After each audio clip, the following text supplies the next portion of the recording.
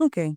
So, seeing that we have yes and no's as well, today's topic is going to be very interesting because we're looking at a very, very interesting topic.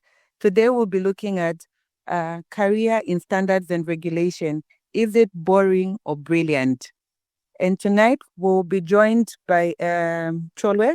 He is a seasoned standards development officer from Zambia Bureau of Standards. He's had quite an interesting journey. It has taken him through academia. He's been in food safety and eventually now in standards development. Chole, good evening. Good evening, Malilwe, and good evening to our listeners. I hope I'm audible enough, and I hope you're able to see me. Although it's a bit dark in here, yeah, but I hope you're able to see me. Good evening. Yes, we can see you and hear you very loud and clear. So to start with Chole, before we get into the career aspect, we want to know who is Chole and how did you end up here? Okay, so thank you, Malilwe. My name is Mutelo Choolwe. I'm currently a standards development officer at Zambia Bureau of Standards. So I think most of you that had an opportunity to see the brochure probably saw that I have worked in the food industries before, and also have done a bit of lecturing at some colleges and one university. So a college in Lusaka and one it was an upcoming university in Livingstone. And I must say I graduated in 2015 at lovely professional university. I did my BSc in food science and technology, and then came back to Zambia. When I came back to Zambia, it was a bit of a rough patch here and there. Stayed in society for 4 years, not knowing that one day I'll become a standards officer, and then got a job as a lecturer. Stayed for 3 years. Later on, transitioned from being a lecturer into the food industry. And in the food industry, there are quite a lot of lessons learned here and there. Got a bit of some experience, and then eventually I tried to pursue a career in standards development, because I thought it's a career that is so unique, and you cannot get it anywhere else besides Zambia Bureau of Standards. That is in Zambia. So yeah, I took my chances and then got the job of a standards development officer. Okay. So initially, standards was not the main thing. What was your original dream? What was the dream career? Okay, so my dream career has always been to be in the factory, because I'm a food scientist. Later on, I did a master's in human nutrition, and then later on, I did the postgraduate training in food value chains in agriculture. I was in Germany. So I think I'm everywhere, because growing up as a young boy, I was thinking, okay, if I get into nutrition, if I get into food processing, that would be a good career for me. And I think after grade 12, I now decided to say, this is where I'm going. I'm going into food processing. But then later on, after food processing, learning here and there, I decided, let me add another component to understand how food works in the body. Because there's food processing, you process the food, but then how does this food help the body to become healthy? So I decided to combine the two, and then, yeah, here I am today. Mm-hmm. Okay. So between the time you probably graduated and where you are now, was there a time or a period where you felt uncertain about your career direction?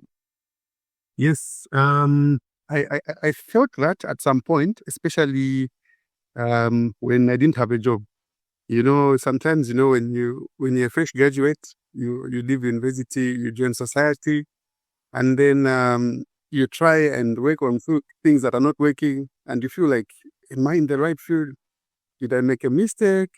But then when opportunities begin to open up, then you start discovering what your interests are as an individual, and then start building on what you are actually intended to start doing. So yes, there were some times when I would feel like that, but now, because I'm a bit experienced and I'm a bit exposed to a lot of things, I would say right now my career is well shaped, and I can maneuver from one point to the other, and I'll still be fine. Interesting to learn that, careers can get to evolve through different experiences and opportunities. You get to evolve from what you initially wanted to get to where you are. Yes. Okay. So, So if I got you right, you don't look at cut, but did I get you right? You were asking me about being a standards officer, what it looks like. yeah, what does your typical Monday morning look like? Okay. Yeah. So as a standards officer, I must say you must be very knowledgeable.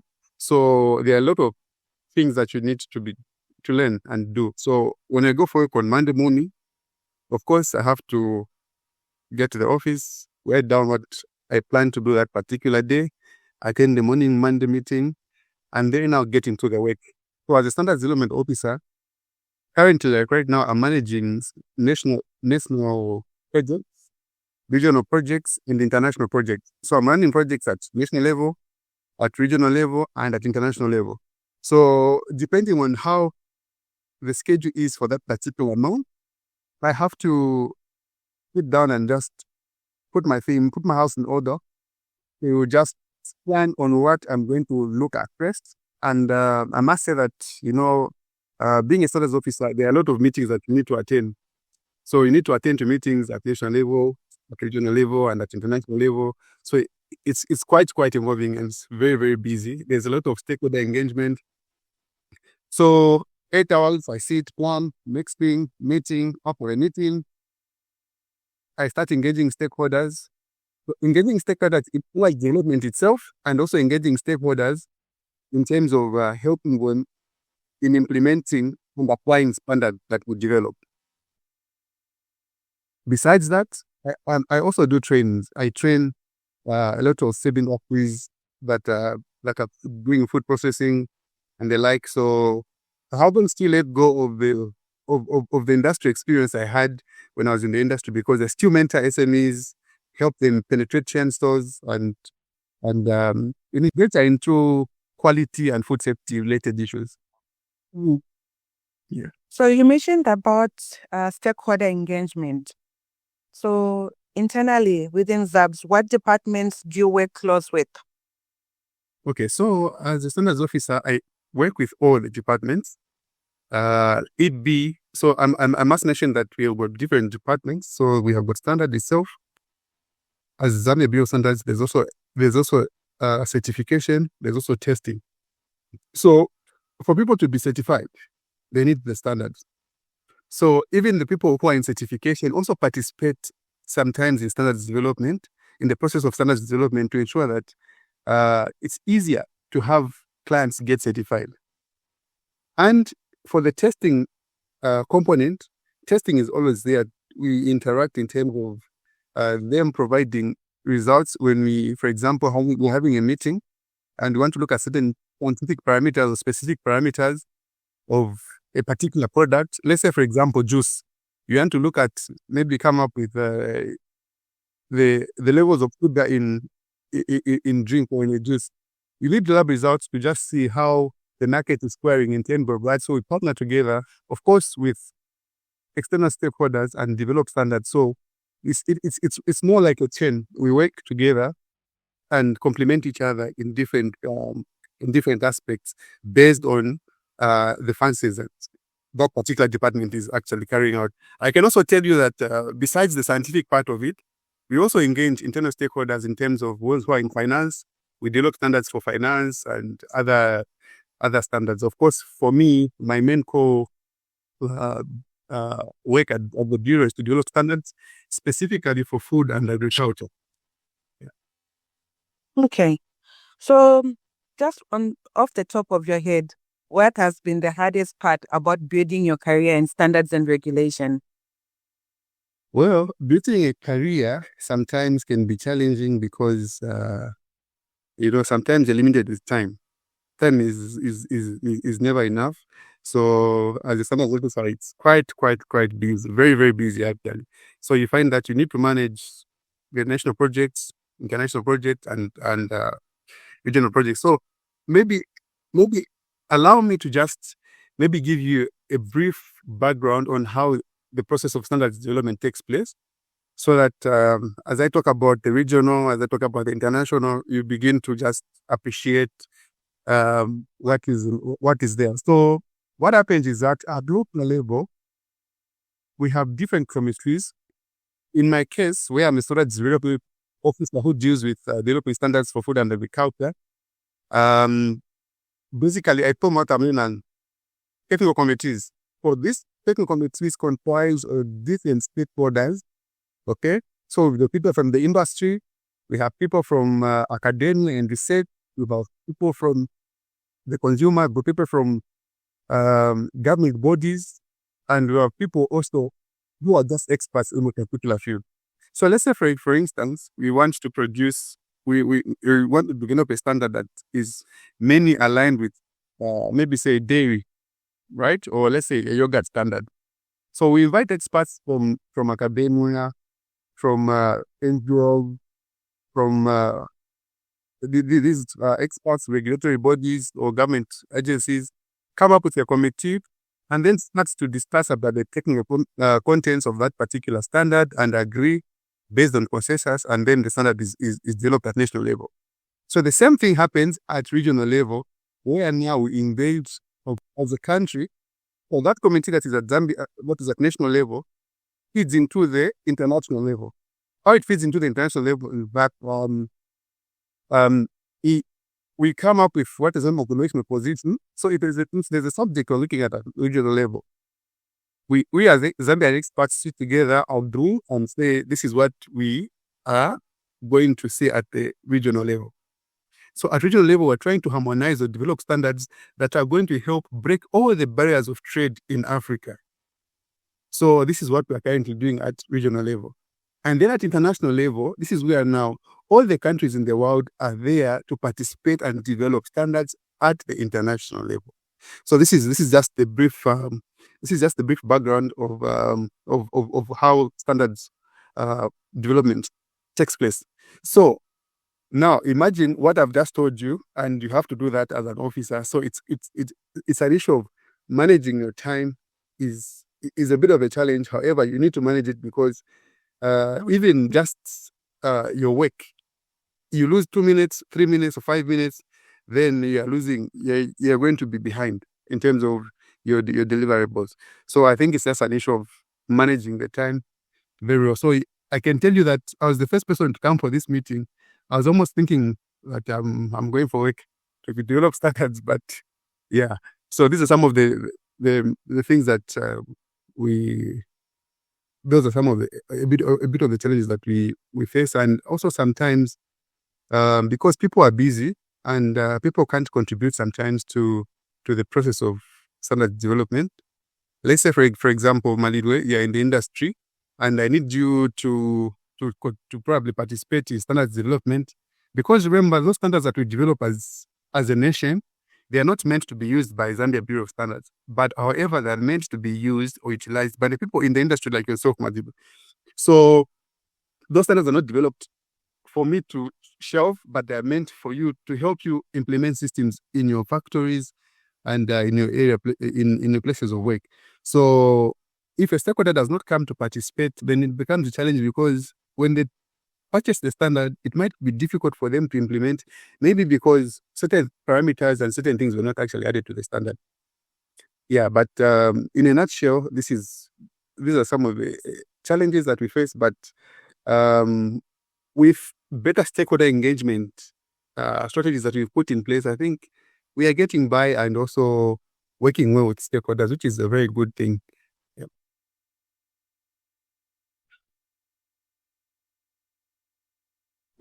I can see you speak, but I can't get you. So I don't know if your mic is muted. Okay, I think my mic was muted. Can you get me now? Yes. Okay, thank you. So you spoke about the national level, the regional level feeding into the international level, locally in Zambia. Are there times you feel like your profession is misunderstood? I know because you've touched it briefly when you spoke about how standards are not meant for you. They are meant for people that are actually in the industry to use them. So how else do you feel like this particular profession is misunderstood locally? Okay. So I think most people actually do not actually understand what we do as Zambia Bureau of Standards. So, sometimes I would be explaining something to someone and I'll be telling them, okay, I'm a standards development officer for food and agriculture. And they're thinking, what is this guy talking about? What is he really talking about? I can't get what you're saying.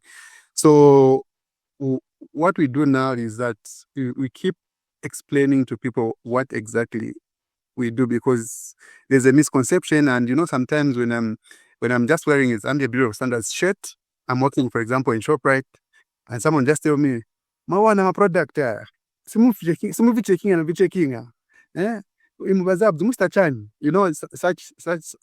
such sentiments. So what we do is now we try by all means to explain what we exactly do as Zambia Bureau of Standards. So our main mandate is to develop standard, and we operate under the Standards Act number 4 of 2017. It's a public document. It's there on the internet.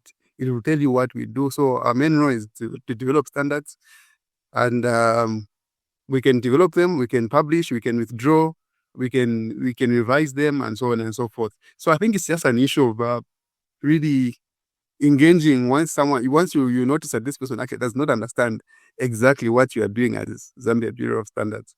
And I think we also take thereby steps, to just ensure that we inform the public. We have a chat with the public and share on our social media platforms, like on Facebook. They're on Facebook, LinkedIn, and other platforms that really help, spread the information on what exactly we do. And there has been a bit of confusions here and there, because some see Zambia Compulsory Standards Agency, which was a former department in Zambia Bureau of Standards, and there's also Zambia Metrology Agency that is also there, that deals with weights and measures. And you see there's that. So people always intermix these institutions. However, information about what we do now is, I think it's out there, and it's enough for people to just read through and understand exactly what we do. And we are always glad to share what we do with the people locally. I hope I've answered your question.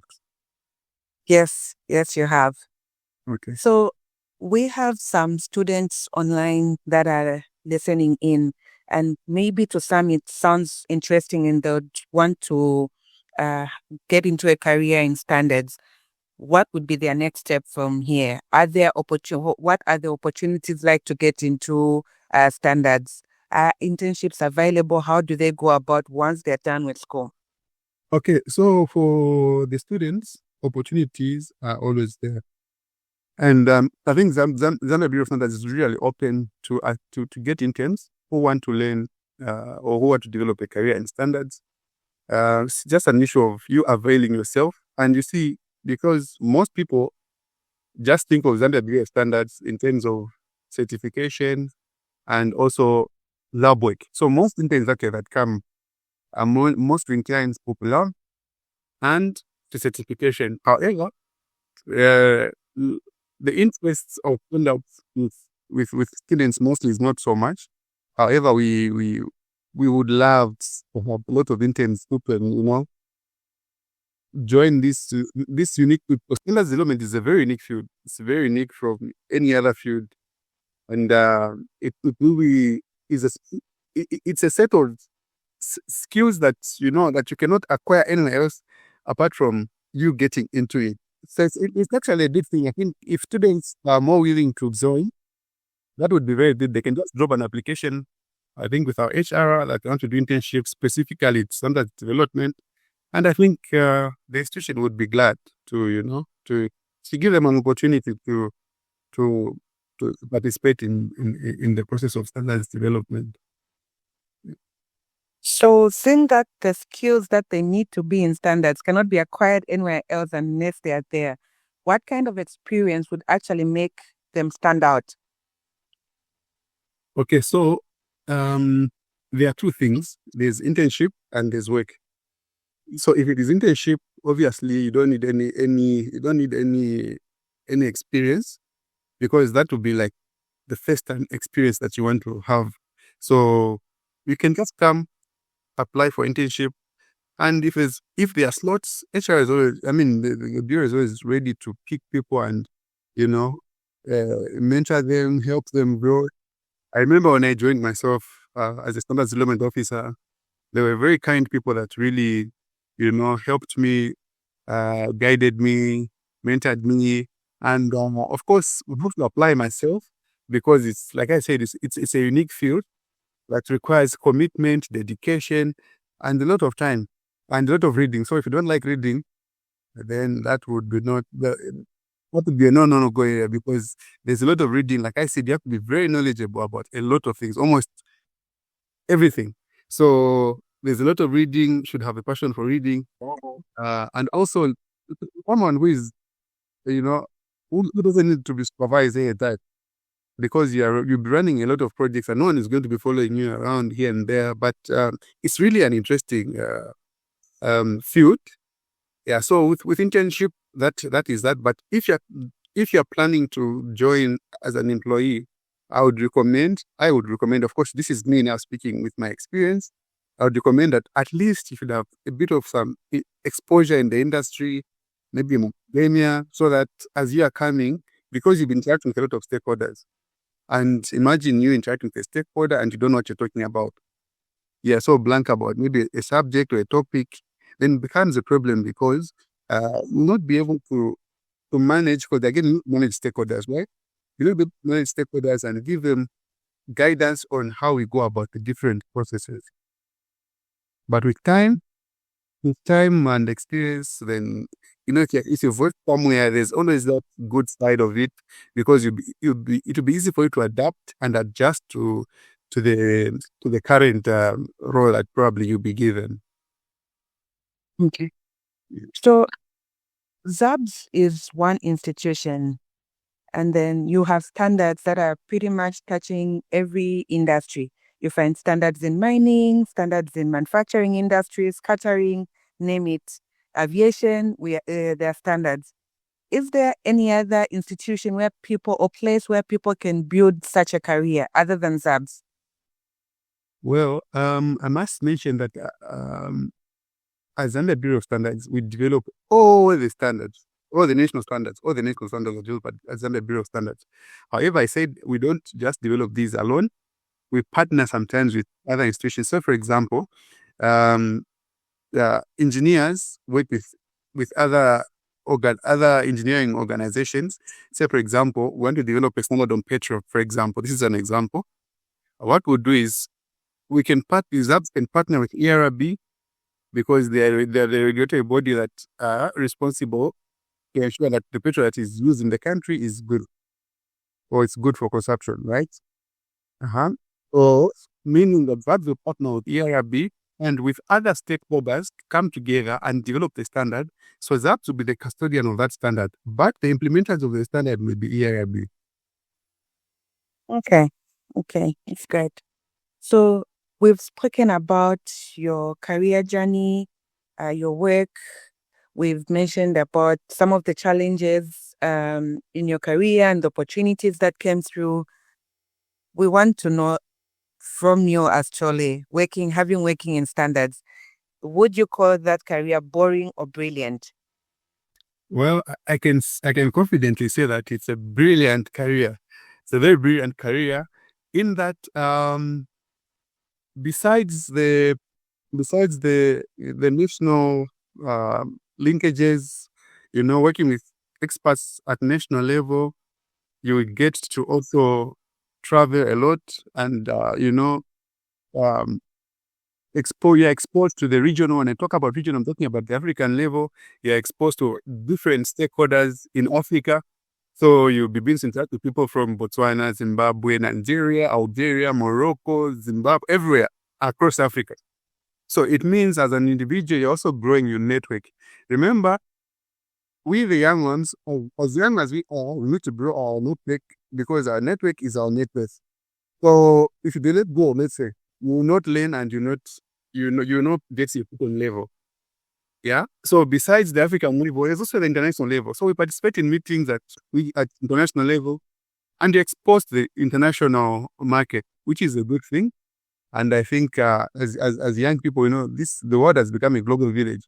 So you don't want to be left behind and, not be exposed. So there's a lot of exposure, there's a lot of interactions with the very big guys that you see sometimes on television and so on and so forth. So it's actually, for me, it has been something that we really love so dearly.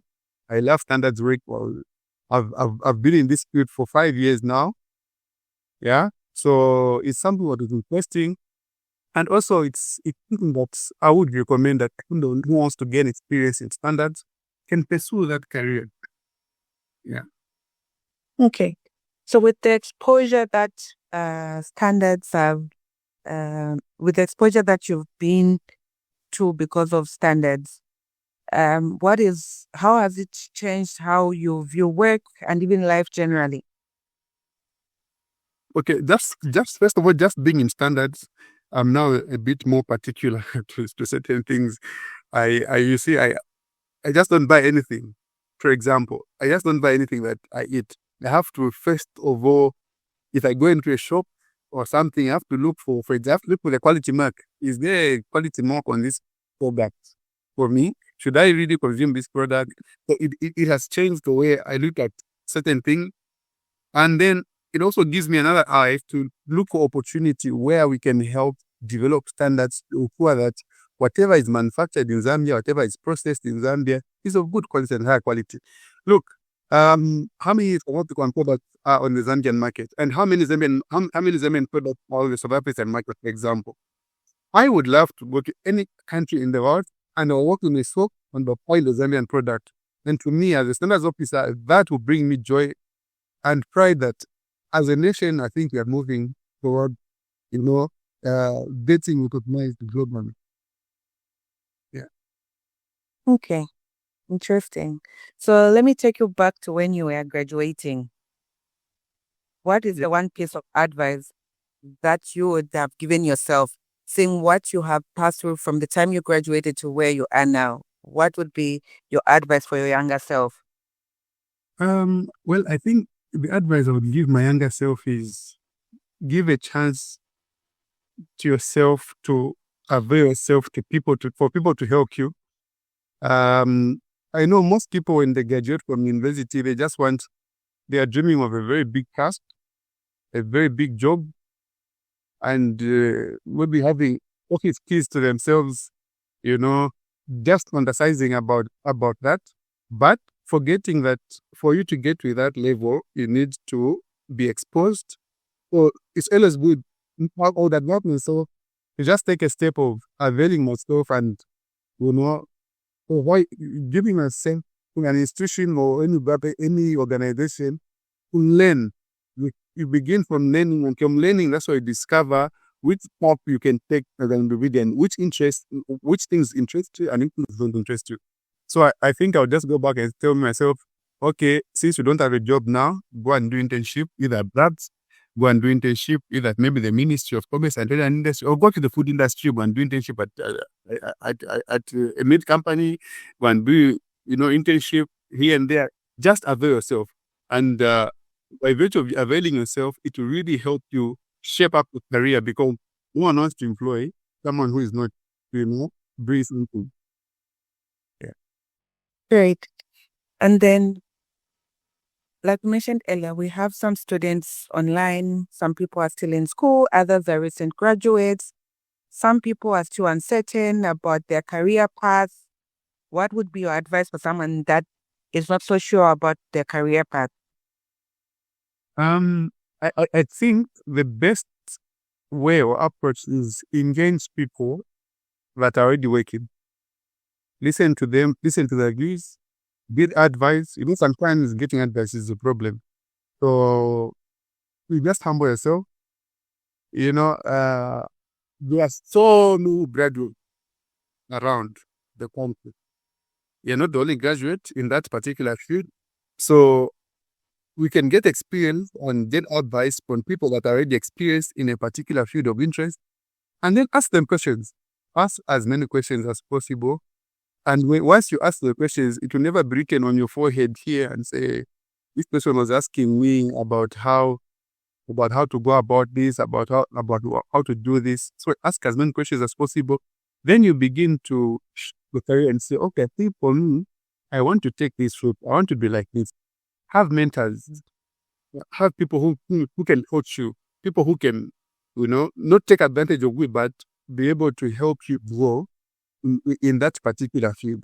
And then also, what the question also would be, where can I get these people from?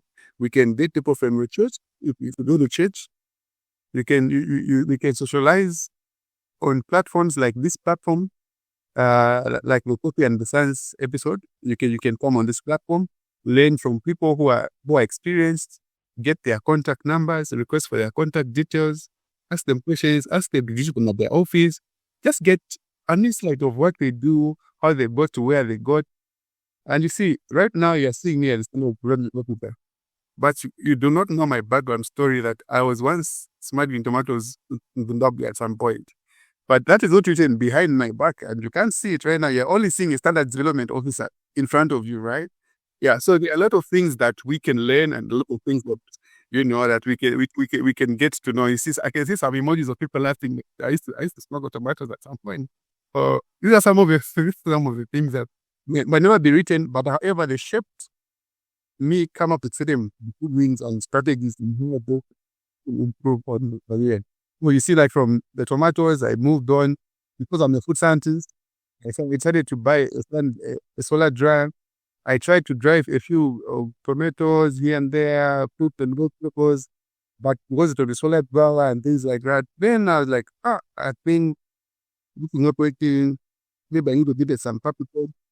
And then I talked to, can you imagine? I talked to one of my grandmothers. She told me I can look for a job for you because I think you've been here at this point. You're at your lowest. You don't have a job for 4 years.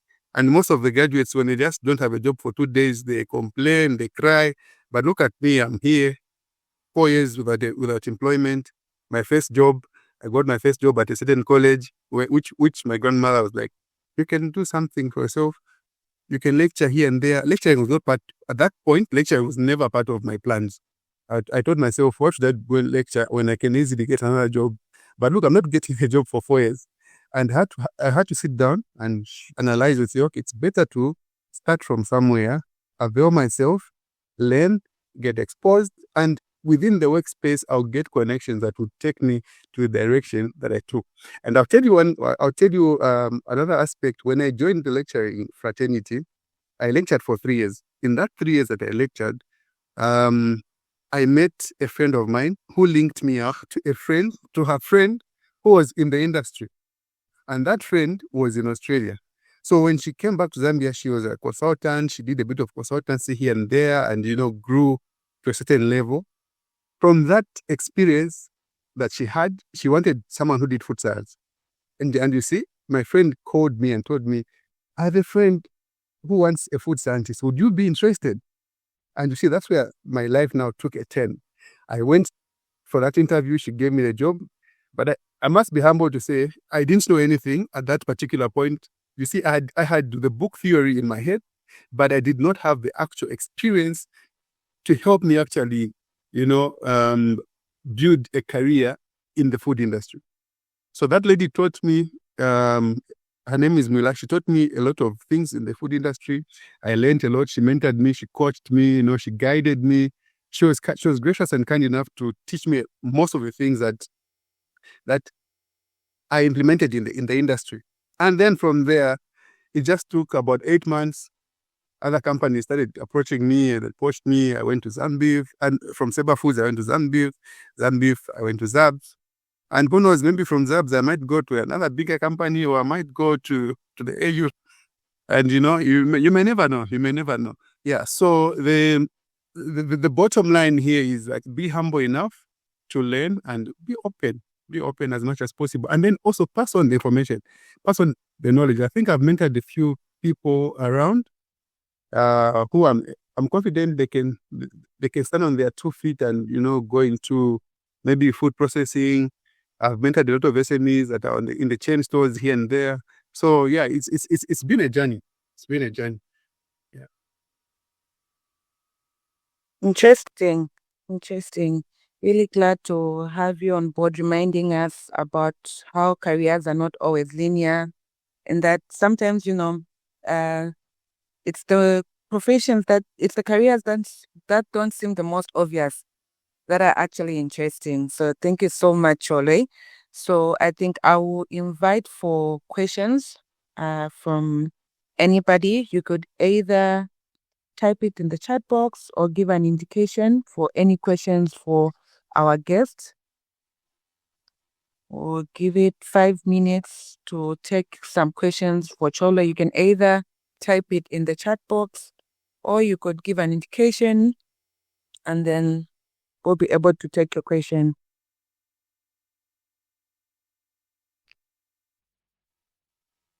Okay, I see a hand from Chipego. Yes, go ahead, Chipego. Wali, ikaw ato yun. Asukalo ikiti. Choolwe, can you get Chipego? I can. She's a bit faint. I can't really get her. I'm not sure what Yes, you can got. barely get you. Am I loud enough? Yes, that's better. Yeah, so I was saying my name is Chipe Gondambo from Mukuba University. I'm a third year microbiologist. And my question is, as a microbiologist, can I stand a chance to do standards as an intern at ZABS, specifically in petroleum? And what could be my role?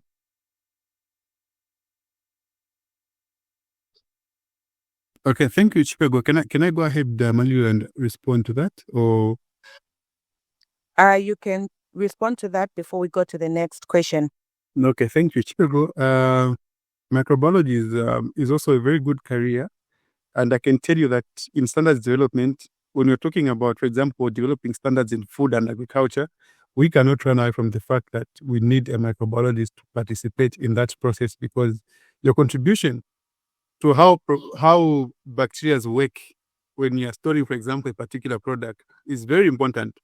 So you can actually be a standards officer. You can be a standards officer who can actually manage the development of standards in the food and agriculture sphere. So as a student, you can also you can also actually apply to actually participate in the standards development process or seek for internship. I think ZABS is open to getting views from the public, or even accepting students who've done microbiology. So just finish your school, and if you need attachments whilst you're in school, you can also apply and do your attachments.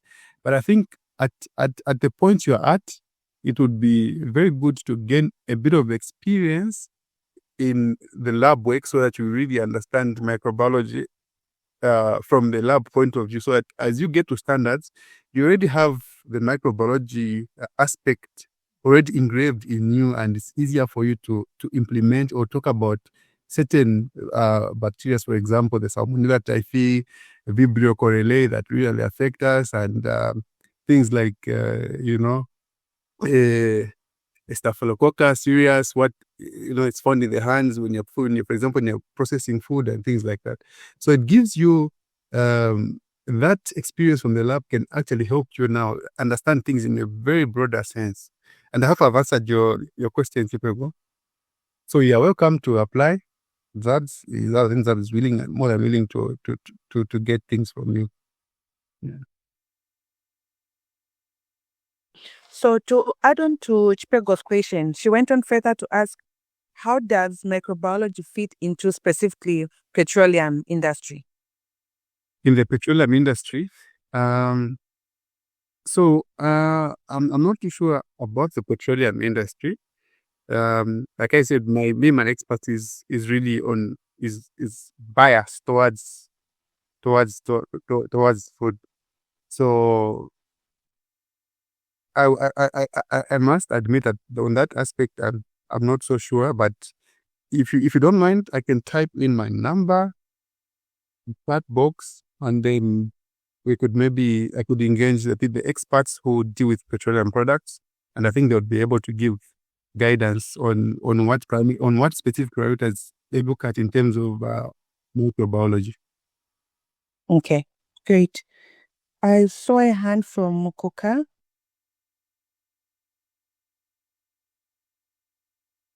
Good evening. Evening. My name is Mukuka. I am a chemist by profession, and I actually had the honor of working under Malilwe during her time at Coca-Cola. So I think the guidance that you gave earlier were a bit more direct to people that are still students. But my question is, what advice would you give to someone that has been trying to pivot into the standards and regulatory industry, but is a bit far removed from it at the moment, if I can say that?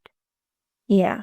So started out in manufacturing, now doing technical sales, still in FMCG, still handling food and bev, but has been trying to pivot into the regulatory space. So what advice would you give in terms of maybe things someone can pursue on the side to better prepare themselves for that transition when it does come? Okay. So, Malilwe, can I respond? Yes, you can come through. I'm not sure if I got the question correctly. So, I'm assuming her question is that she's making Coca-Cola beverage and has been working there and wants to strategically position herself in a place where she can get into the standards and regulatory. Am I right? I think the first step has already been done, which is you have the experience, right? So it's just an issue of now getting an opportunity to be employed. However, if you do not get employment, you can also request to be part of a technical committee specifically for food and beverages, because there's actually a committee at ZABS that deals with development of standards for food, specifically for beverages, like for example your juices, your kombuchas, and all those things. So there's a particular committee that deals with that. So you could position yourself by saying, I want to participate in this particular technical committee, and I think ZABS will be willing to onboard you because of the experience and with your expertise.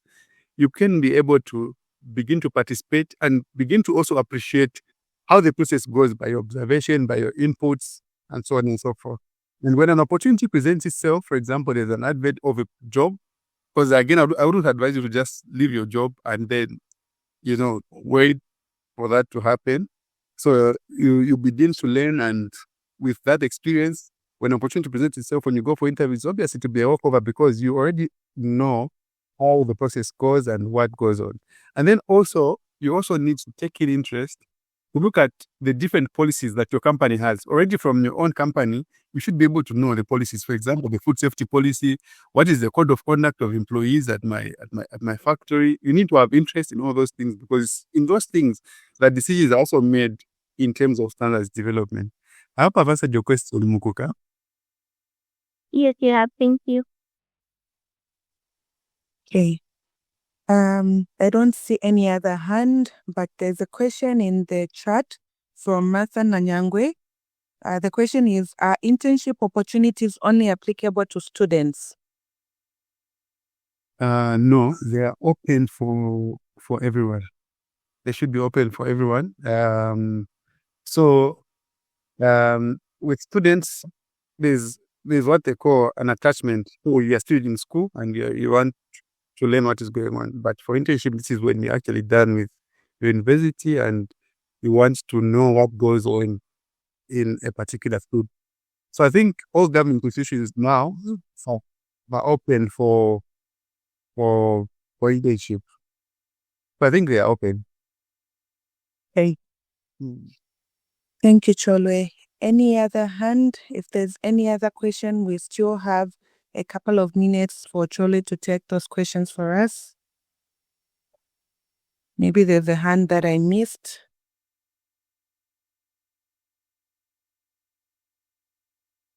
Okay. I do not see a hand. And there is no new message in our chat box. Okay. So I guess this brings us to the end of our discussion, Choolwe. Thank you so much for sharing your journey as well as your practical insights. It's always one thing when you're learning from somebody that has walked into those shoes. They're talking from real life experiences.